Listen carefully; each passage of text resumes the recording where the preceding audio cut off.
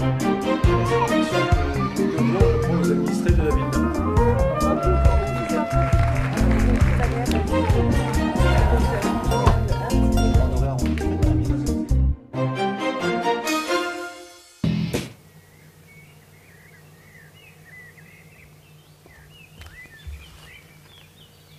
Là, on est dans un joli coin, perdu dans le Luberon en fait. Hein.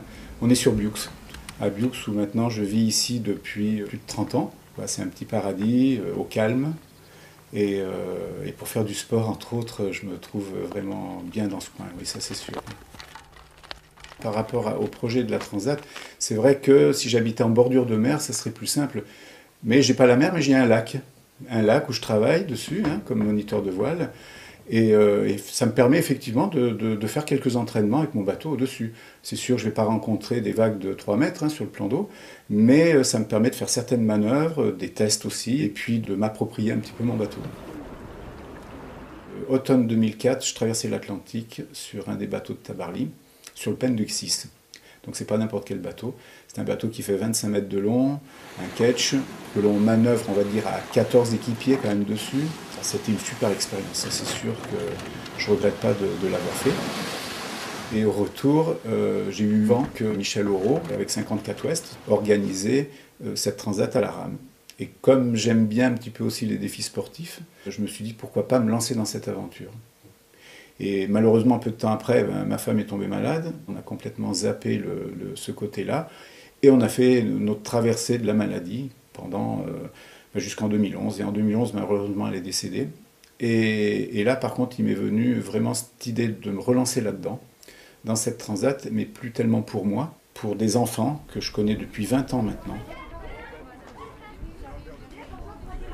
Ah, aujourd'hui, c'est une grande journée aujourd'hui, hein, parce qu'on reçoit les enfants de l'hôpital de la Timone à Marseille avec l'association La Vie Devant Soi. C'est une association qui s'occupe d'enfants atteints de leucémie et on leur offre un week-end où ils viennent découvrir les sensations de la voile, du nautisme en fait. Hein.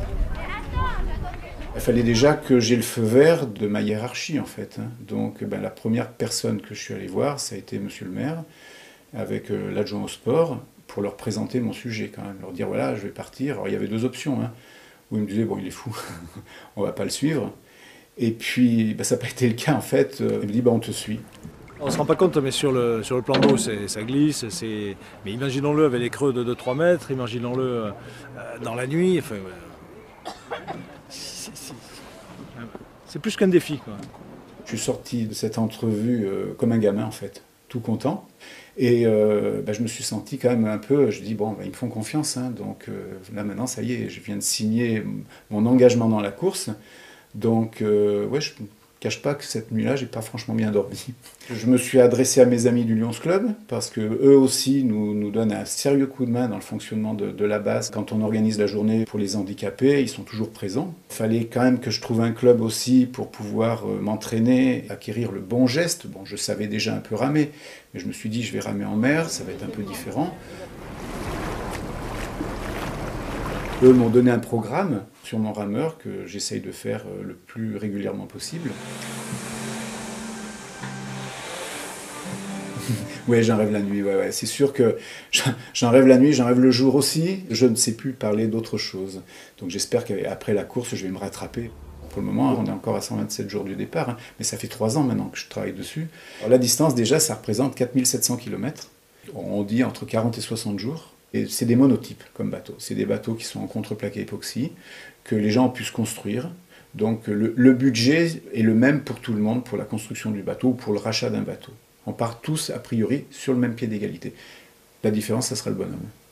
Le nom, si on prend le papier, c'est une course. Voilà, avis de course, hein, Rame Guyane. Voilà, donc effectivement, c'est une course. Moi, c'est une aventure.